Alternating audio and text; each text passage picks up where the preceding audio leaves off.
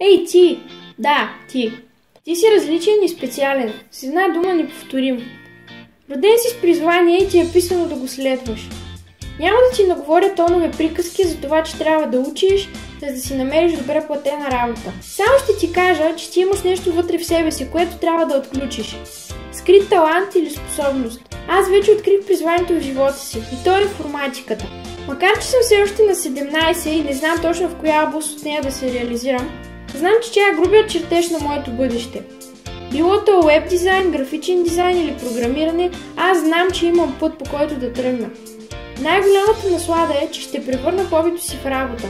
Да, ще го направя, каквото и да ми коства. Ще уча по цели нощи и ще се боря с конкуренцията с зъби и ногти. Убедена съм, че и ти имаш детски мечти, които искаш да осъществиш. И не говоря за супергерои и принцеси, а за невръстните планове как си представяш живота за напред.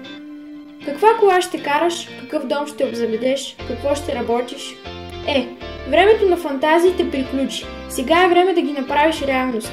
Грабвай боичките, химикала, мишката или фотоапарата и се залавяй. Не залагай на моментни приливи на емоционалност. Загърби миналото и погледни към бъдещето. Защото посоката избираш ти.